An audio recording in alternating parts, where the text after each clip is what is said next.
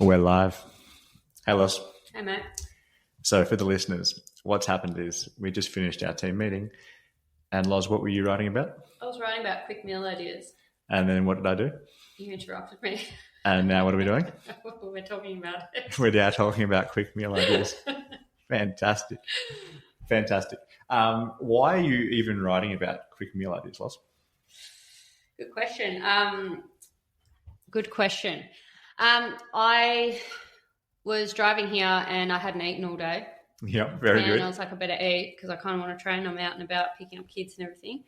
So what am I going to eat? I've got time to go to the supermarket. And I thought, well, I think that's a common problem that a lot of people have. They're busy and they're always on the go. And I think it's a common problem that I also have at night when, we work late hours and you get home. And sometimes even when I have things in the fridge, I order Uber Eats because I just can't be bothered cooking. So I thought, what a good post to do. Yeah, I like that. So you, a well-educated fitness and nutrition professional, sometimes order Uber Eats. I do. That's wild. I do. Do you? Yeah, of course. Uh-huh. It's delicious. No, I think that's a good point though. And even this idea that, you know everything, but you're running around, you've got to pick up kids. It's like, oh, I haven't really eaten properly. Yeah. Yeah, like we do that as well. Yeah, it's quite normal. Yeah, I mean, I joke about it all the time, but the idea of accidental fasting, which is basically where you just get really, really busy and then all of a sudden it's midday and you go, oh, I haven't eaten yet. Oops. It's not deliberate, but it does happen. Yeah, for sure. Especially get up at 5 o'clock and it's been, 7 hours since you've eaten. You're like, no wonder I'm lacking energy. Absolutely. But I guess if we're trying to think about some quick meal ideas, what are some of your, what are we actually aiming to do if we're trying to put together some quick meals? Pretty much something where there's pretty low preparation. Yep. I think no preparation is probably very unrealistic, but low preparation, low thought. I think a lot of people don't, like me even, I'm not good with spices. I'm not good with flavors because I just can't be bothered thinking about it. Yeah, that's fair. And just low mess. It's the cleanup. Yeah. It does my head in too. Absolutely. Yeah, I think it's definitely got to be low effort in general, right? It's the thought behind it. It's the preparation. It's the process. It's like, how fast can we get from I'm hungry to I've eaten? Yeah. That's pretty much it. And I guess if we're trying to make it, because getting a quick meal is not hard. Getting a quick, somewhat healthy meal is whenever it gets a little bit more challenging. Yes. So what are we aiming for with our quick meals? Like what do we want to tick off? Like what boxes do we want to tick from the meal outside of it just being quick and easy? Oh, yes. Oh, that's a great, Little plug good one. for health. I actually we do it here. We talk about it a lot, but I actually build my meals using this exact framework of where you pretty much get a serve of protein, 2 serves of veggies, and a serve of carbohydrate. Yep. That's how I eyeball that. And you just throw that together. But finding the quickest way to do that, that's what we're aiming for. So we're going to get every kind of meal. Obviously fats in there too, but yeah. I like that. Real simple. So protein, veg, carbs. Yeah. Yeah, and the more veg, the better. Yeah, you can't. Yeah, exactly. It's like no one's ever gotten too fat from broccoli. No. It's never going to happen. I like that. And I think when you were saying there as well, you eyeball it, and there will be people that hear that and they have a little internal freak out, right? But what are the macros in it? It's like, there's a time and a place for calories and macronutrients, right? When we're thinking quick, easy, it's like what the circumstances are. Yeah. Right? We're probably not going to pull out a set of food scales. Yeah, well, and I'm not anyway. I'm not going to measure out, 125 grams of chicken breast. I'm just not going to do that. Yeah. That's way too much effort. So finding a way to go, I've got protein, right? Tick. I've got vegetables, tick. I've got a good source of carbohydrates, tick. From there, it's probably going to be fairly macro friendly, right? We're going to get a lot of protein. It's not going to be too high in calories. And we're getting a lot of, micronutrients, vitamins, minerals from it as well. 100%. And I think as well, like maybe back in the day, we had a lot of people that, wanted to track calories and macros and all that. But I think for the real person or a lot of our clientele, busy parents running around, got sports, got, information evenings, got all this stuff on, they're not going to want to weigh things. And like a lot of our clients aren't even on macros or calorie, I think it's definitely a useful tool. Yeah. Like to have in the toolkit. Yeah. For sure. But it's not the only tool. And while it's absolutely true, you need to be in a calorie deficit to lose weight, for example. Of course. But you don't need to track your calories to be in a calorie deficit. Yeah. And we see that all the time where having strong habits and a good routine with your food is a really good way to stay in a calorie deficit in order to lose weight. Yeah. And as you were saying there, like it's about the person as well. If you're in a stage where actually I don't mind weighing my food out and, this process is something that I actually feel is beneficial and it works for me, absolutely. Go nuts with it. We're all for that. If, however, you go, I can barely find time, to actually sit down and have a meal at all. Yeah. Well, tracking your macros is probably just an extra hurdle that you don't need in your life. Yeah, 100%. I agree with that. Yeah. And full disclosure, I have not tracked a calorie in years. No, neither. I did, don't get me wrong, I have done it before. And I'm not going to discourage people from doing it if it's going to work, but you don't have to do it. Yeah, it's very, like, everything about nutrition is, it's an individual thing. It's, but I find that most people in our gym or our setting, 100% just need those to do the basics well. Yeah, habit-based. Habit-based exactly. Nutrition, Yep. And I guess if we go to, like, some practical stuff here, like, what are some of your go-to quick and easy meals? And I'll throw some in as well, because I think it's all well and good for people listening to it to go, cool, like, yes, I need something that's quick and easy. I need to have some protein, some veg, and some carbs. Then the next thing is like, but what do I do? Yeah. Right? And I totally get that. Yeah. Because the type of person that needs quick and easy meals doesn't want to be like, oh, yeah, I need to get my protein, my veg, and my carbs, and like do this kind of thought process that's more like, just tell me what to eat, please. Yeah. So what are some of your go-tos? Some of my go-tos, in the morning, I've actually broken my post down into breakfast, lunch, and dinner. Oh, here we go. So in the morning, it might be like a Greek yogurt or YoPro tub. That's quick and easy. You can just chuck some berries in there or even a scoop of protein powder or something just to jazz it up a little bit. Yep. Lunch, I'm a big fan of, I've said this before, is you get a pre-roasted chicken, pull it apart. That really doesn't take that long. Chuck it in a bowl, and then you can just grab out a handful of chicken, throw it in a wrap, get pre-done lettuces or salads as well. Grab a handful of that, chuck that in, and that can also be a dinner as well. You can make that salad for dinner. I'm a big fan of, during the week, a barbecue, like either a salmon or steak, chucking that on the barbecue, and then barbecuing vegetables as well. Yep. Pre-doing eggs as well, pre-boiling the night before. Yeah. I like that. They're all really good options. And like, I think it's important to find the stuff that you like as well. Even when we give people food ideas or recipe guides, I was talking to someone about this last night. I was like, here's 20 recipes. Go away and try them. At the end, there's probably going to be like 10 that you like. There's going to be 10 where you're like, I don't really like this, or it was too hard. Cool. Well, then don't do those ones. Yeah. Obviously, just do the ones that you do like and the ones that work. Yeah. And this is kind of the same category. Like for the breakfast stuff, I think the Greek yogurt and berries and stuff is a staple. It's really easy. I'm a big fan of the YoPros. Like even getting one of like those bigger tubs, you get the whole tub's like 60 odd grams of protein, I think.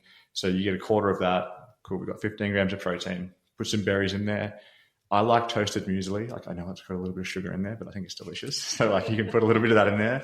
All of a sudden, like that's pretty good. Yeah. Right? Tick.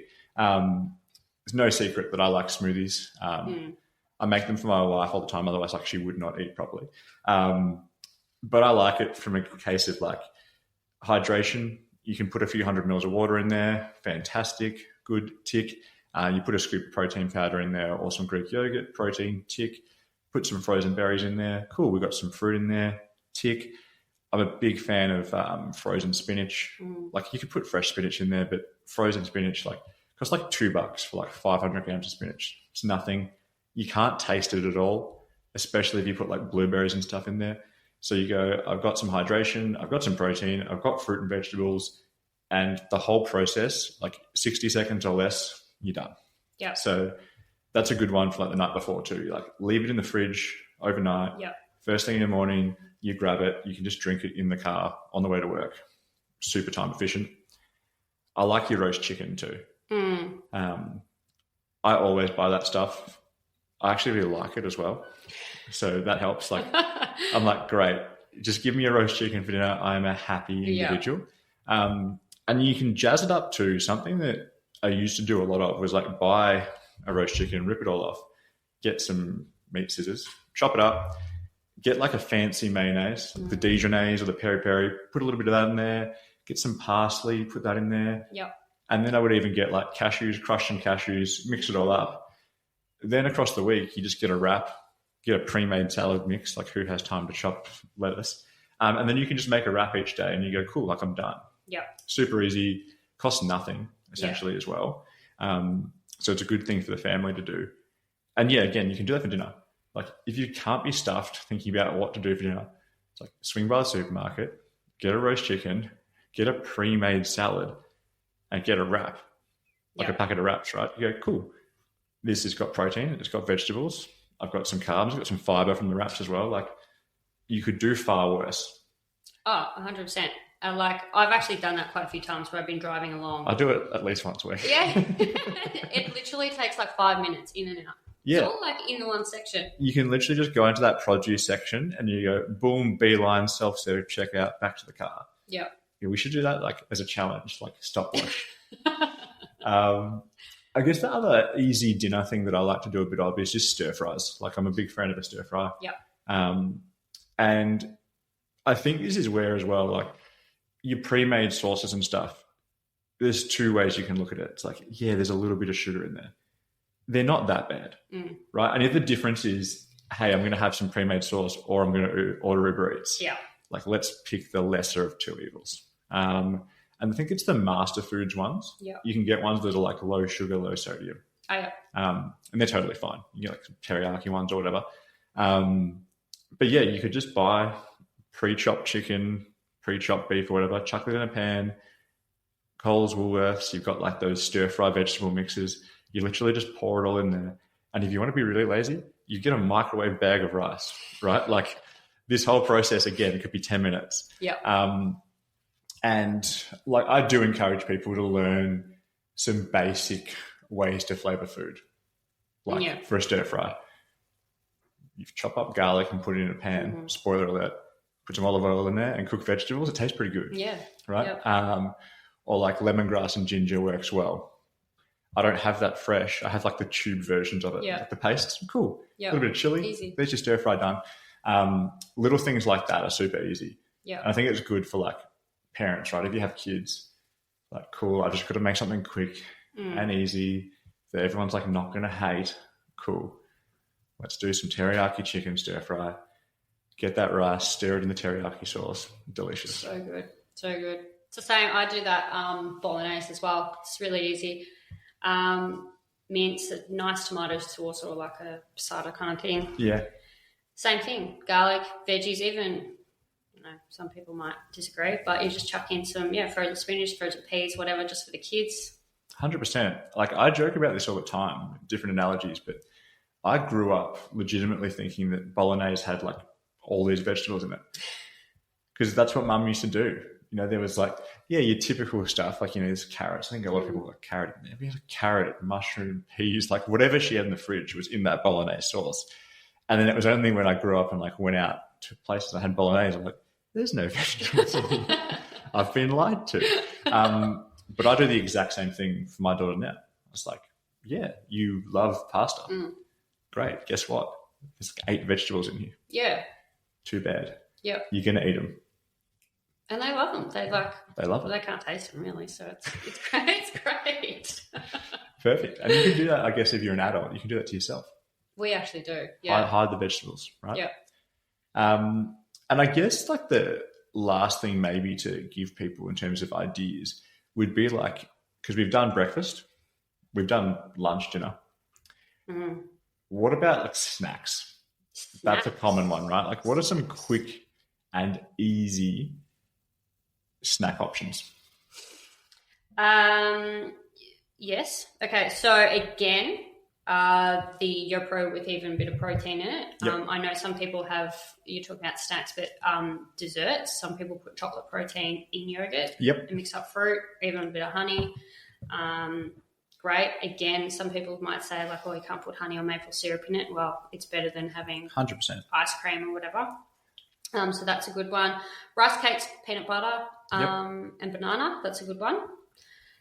Again, I sometimes it's all like the same stuff, but like you could go to either like the deli or get that pre-done chicken and just grab a handful of that and like pre-cut up veggies. Like that's really, you could take that in the car. Yeah, if anybody has seen Lauren, she pretty much always has a large Tupperware container with it full of like some bizarre salad mix. So yeah, you're good at that. Says the truth. Yeah. Yeah, I think those are good options. And like I'm always a fan of like one of those little Chobani tubs or YoPro tubs and a piece of fruit. Like it works. It works really well. Protein bars and stuff, like I'm not a huge fan, like personally, I don't love the taste of them. There are some that are okay these days, but they're totally a valid option. The only thing I would say in terms of caution with the protein bars is just be aware that if you have a lot of them, they're not always the easiest thing on the digestive system. Yeah. They're obviously made with a lot of preservatives. Some of them have a hell of a lot of fiber. So you want to be a little bit careful with that, but certainly not bad. But yeah, I think like, some peanut butter on some rice cakes. I know people like tins of tuna. I think I did that for, like every day as a teenager, like tins of tuna when I first started going to the gym. So these days I just can't. Done the tuna and rice too. I had like those sweet chili, like green seas tunas, and I would just have 2 of them a day, I reckon for like 4 years straight. I just got to one day when I was like, I can't do tuna anymore. I'm off it. That's why you hate the smell of tuna. Yeah, I do hate the smell of tuna. That's probably that is probably why. That's a totally valid option as well. Yes. Things like that. So hopefully that's given everybody some ideas when it comes to it. I think your general rule there of like if it's a meal, protein, double veg, carbs. Yep. Like that works for pretty much everything. Yeah. And you don't have to, by the way, like if it's a quick and easy meal and I can't get 2 serves of veg in it, that's fine. Do what you can in the situation. Yeah. Any closing thoughts there, Loz, on quick and easy meals, snacks? Not the meals itself, just more find what works for the person, for yourself. Don't overthink it. I think a lot of people overthink it and then get to the point where either they don't eat or they just go off and get, something from a takeaway shop. 100%. That's a good one, actually. It's like, but which quick and easy healthy meal should I have? And then you spend so long thinking about it, like, now I'm too exhausted. Now I've got to leave or I'll just go to Macca's. Like that. Yeah. Just, if you can't get 2 serves of veg, just get 1. Again, just don't overthink it. Or like even if you have to buy, I've had edamame beans instead of, on the go. It's like, Absolutely. I think that saying, was it done beats perfect? Because perfect doesn't get done. Is that it? Yeah, that's it. I think that works for like exercise. Mm-hmm. It's like, cool. It doesn't have to be the perfect workout. Just do something. Yeah. And it definitely applies to nutrition. Like what works really well. And it kind of goes back to what we were saying at the start, where typically we don't get everybody, weighing everything they eat and tracking macros to the gram, because we haven't found that's what works best for the type of people we work with. Mm-hmm. What works best is actually them doing what's good enough most of the time. Yeah. Right. So, and that's where, would you rather, or if you had to think of it yourself, it's like, would you rather be perfect for a month, or would you rather be pretty good for a year? Like, who's going to like be healthier, have lost more weight, be in better shape at the end of the year? Yep. It's like, yeah, the person that's been pretty good for longer. 80-20. 100% consistency. And have paddle pops. You love paddle pop. Seriously, guys. If anybody from whichever company owns paddle pops, if you're listening, I'm more than happy to become a paddle pop ambassador. They are a life hack. Thank you for tuning in to the Performance Hub podcast. Hope you enjoyed this episode. If you'd like to see more Hub-related material, check us out and follow us on Facebook, The Performance Hub, Instagram, Performance Hub_Melbourne. Until next time, keep pushing the limits of human performance.